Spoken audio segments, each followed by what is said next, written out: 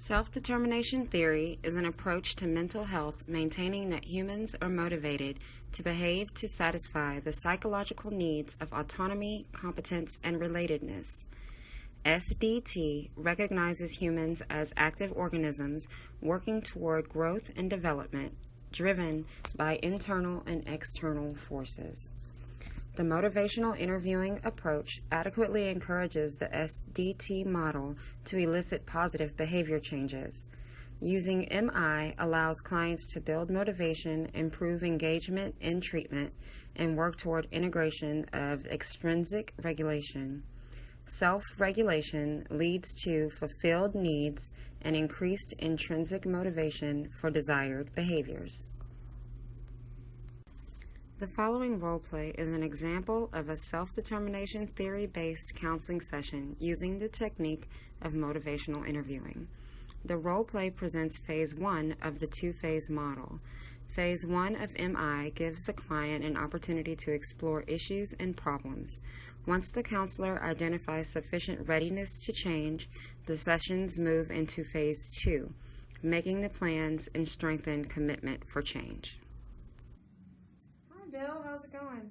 It's going fine. Really? Okay. It's always nice to see you. Well, you too. You as well.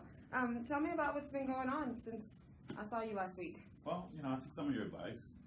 I tried to limit my golfing over the weekend, my me time in a sense. Try to reflect and see how I take a part in my home life and where I am and where I should be. What did you come up with? I was talking to the kids. They all said that they'd like to see Daddy a little bit more. I just talked to Rhonda. Of course, we're still not seeing eye to eye on some subjects, but I promised to make an effort, and I reduced golf from total weekend to just one day. Okay, that sounds great. I'm glad that you've implemented some change, because you didn't sound very committed to what you felt like was.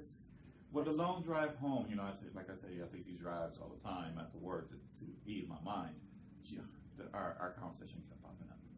Okay, our conversation popped up all the time. Because this is my life, so I want to make sure I'm doing the right thing and putting forth the right efforts. But my question to you today is, with me giving up these sacrifices, and if there's no change, maybe the problem is not me.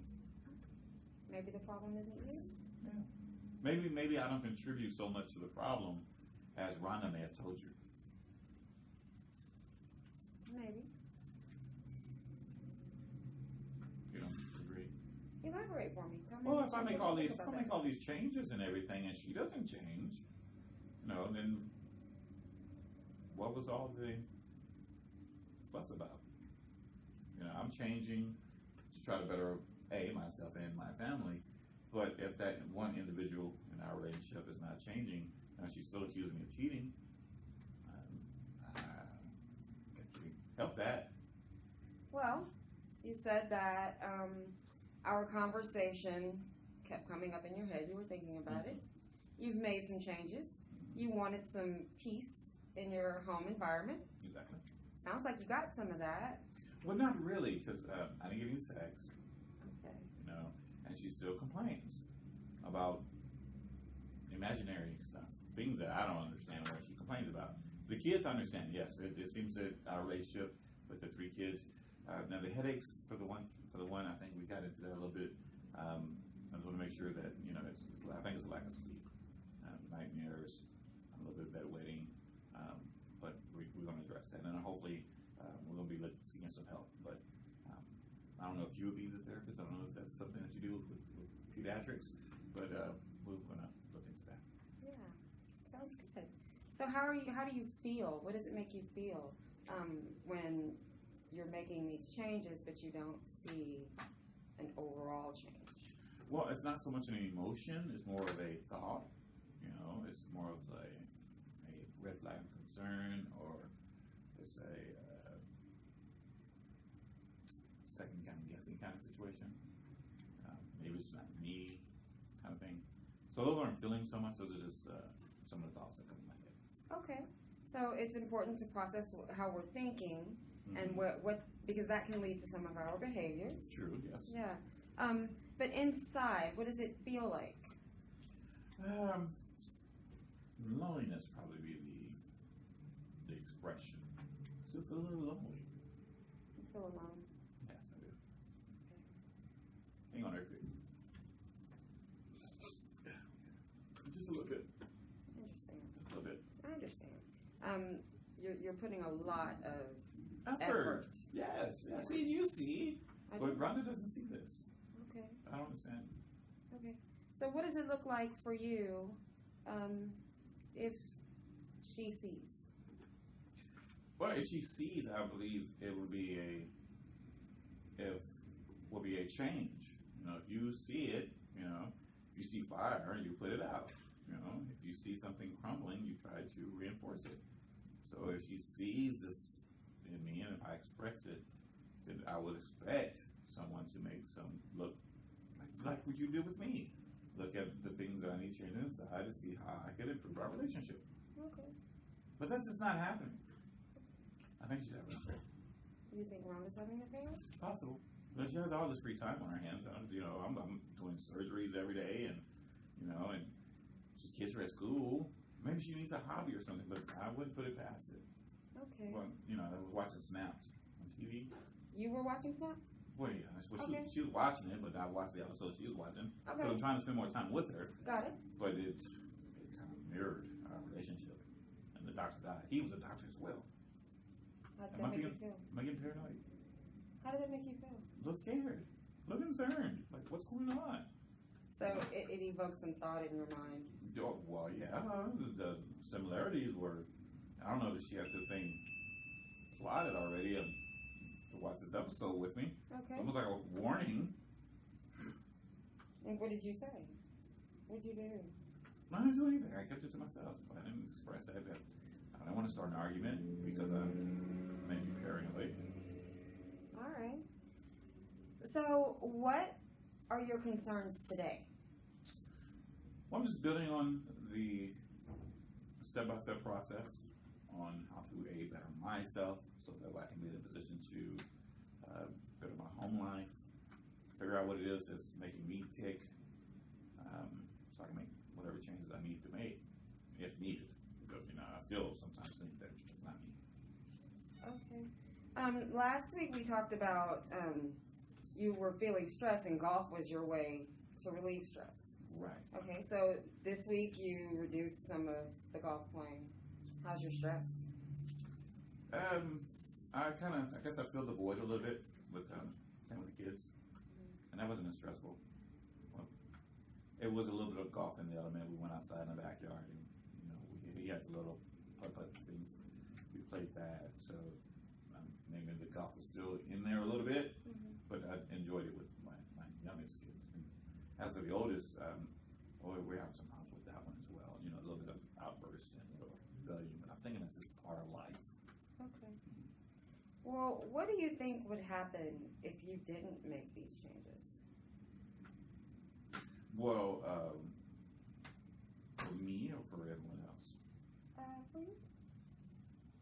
If I didn't make these changes, I'd have been okay. Like I'm still okay now.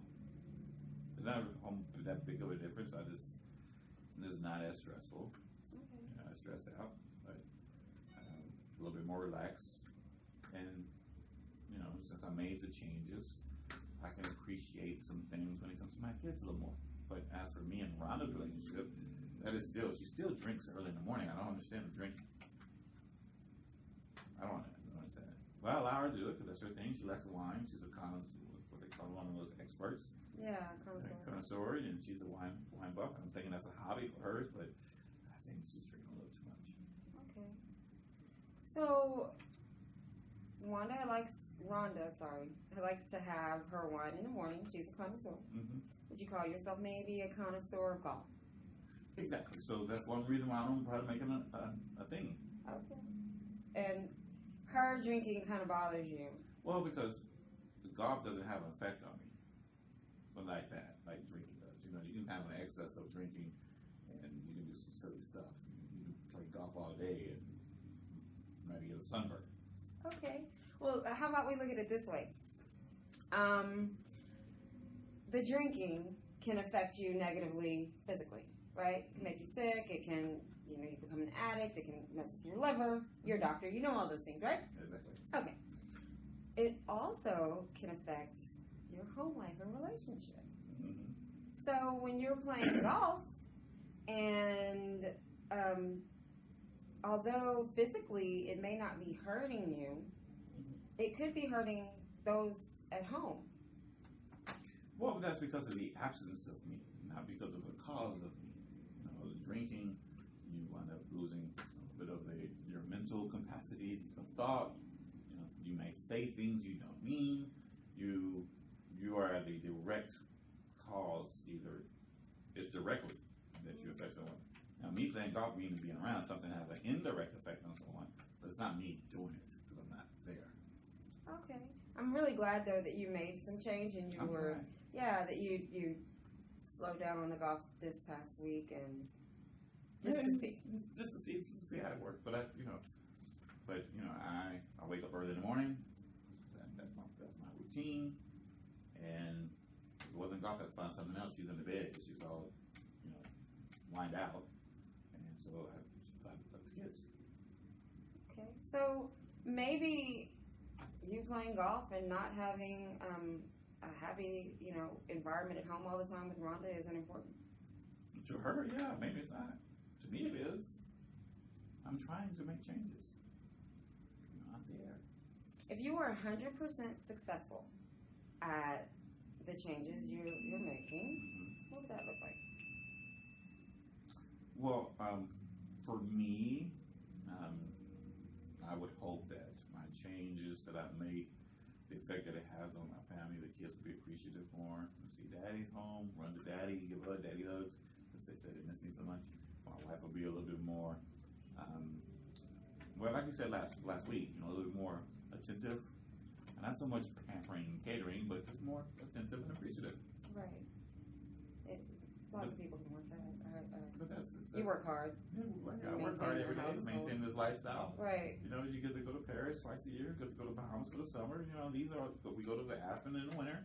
And we have to me, a successful life. So what do you see the reason to change?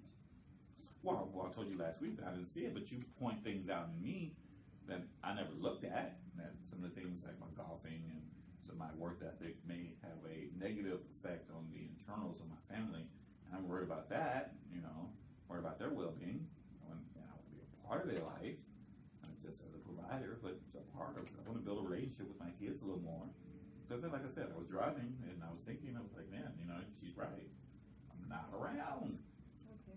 What can you change what can you change? What behaviors can you do to make things better? Well, I'm trying to have open discussions with my wife, but that's still a very difficult thing to do because there are insecurities, I believe. And, I could quit my job today, and go get a job somewhere else, do something different so that everyone think that I'm staying with all my patients and all my assistants and all my golfing people and everything else to try to please that psychosis that she has, a little mental thing. But I don't think that's me. I don't think I'm the problem. She's the problem. Has to be. Well, I see that you feel a little stuck. So exactly, that's the word I'm looking for. I feel stuck. Okay, I'm glad we were able to put a word to that. Yeah, I can see it. And but what's going to have to change? Are you saying I need to get a divorce? Because that's what the guy at Snap did, and he wound up dead. I don't see no. That shouldn't be an option. A divorce? Yeah. Is it an option? Of course. But then that have a negative effect on the kids as well. Okay. So you want to be happy, and you want to do the things that you want to do for yourself. Mm-hmm. So how do you resolve that? Well, right now I'm trying to figure out a timetable, a schedule. Trying to formulate a schedule that's outside of that free time outside of work. To help put me inside the a family life, some shape form. Let's see. What would it look like if everything was fair? That's kind of difficult because I have to understand what's fair for everyone. But I would say that everyone has their cake and eat it too. You have your solitude time, family time, and then your whatever it is that drives your time. Because my work is not my passion anymore. Because now it's become work. Okay. In the beginning, it was different. Right. You know, starting your practice, doing all these things, the excitement was there. And once again, you know, with Rhonda leaving the research she was doing to, you know, she had the opportunity, and I don't know if there may be some resentment there, but I've never asked her not to go to the Philippines and do that whole Asia trip thing. You know, we were young at the time, but, you know, my life was taking me here, and she decided to join us. You chose to do the route to become a doctor. I was doing the doctor. I was doing that route before I met her. But in the beginning, it was different. You know, she was there helping me building my business and my practice. But once I did the bachelorette, sky's the limit. So when you started doing your plastic surgery, you enjoyed it. It just felt good to do it. I still feel good now, but it's, you know, it's more demanding now. Okay. Because success, it comes with success. Right. And I want to stay successful at what I'm doing, because now not only do I have provide a great income, but I also have a brand or an awareness. People know who I am now. You know, I can't even go down the street. You know, try walking down Bellevue Hills and you're the top person that does tits and ass. You know that Brazilian butt. That's for me. Okay. I did that. Well, that sounds like you're good at achieving things that you put my mind to. Exactly. Okay. Right. Okay, so back to your home life and your golfing. Mm-hmm. Okay, so what can we do there that can make some change? Well, I thought about trying to spend a little bit more time with Rhonda. A little bit more of us kind of situation. Maybe, you know, nice take her out to eat, dinner, or maybe even get rid of the kids and I will cook. You know, something that's focused on us. You know, well, let me rephrase that. Something focused on her. You know, to try to get some kind of reaction toward me to become us. But that's what I'm trying to figure out. Okay. Sounds like you're able to come up with some things that may work for you. But it may not. That's the thing. Maybe. But it's the effort that counts. Okay. I understand where you're going with this. You're very good. Why, thank you. You're giving all the answers. Well, you know, you're bouncing you're making me think. Yeah, I mean, you know, we're partnership. Okay. So next week, if you'd like to come and we can talk a little bit more about some more changes that maybe you've made or some thoughts that you've come up with. Mm-hmm. Okay. So how did we do today? I think we did pretty good. I feel good. Let's do a summary of what it is that we talked about today. You made changes last week. Great. You're proud of yourself for doing that. Good. I can see that you're thinking about what else you can do, and you're a little concerned about the lack of your perception of change overall. With your personal changes, the impact that it did not have necessarily. Yeah, right. Yeah. Okay, so if you'd like, we can set up an appointment for next week. Sure. I would really appreciate that. Because, you know, like I said before, I enjoy talking to you. Perfect. I enjoyed as well. Same time, same place? Same time, same place, yes. Perfect. All right. Thank you so much, Bill. You have a good week.